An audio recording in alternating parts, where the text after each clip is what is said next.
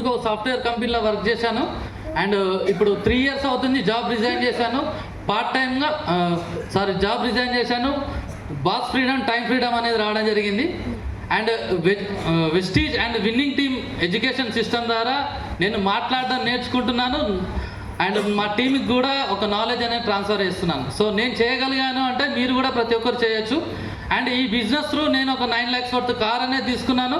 Thailand trip అనేది వెళ్ళాను. Dubai కూడా వెళ్ళి రావడం జరిగింది వెస్టేజ్ త్రూ. సో ఇవన్నీ మీరందరూ కూడా వెళ్ళొచ్చు.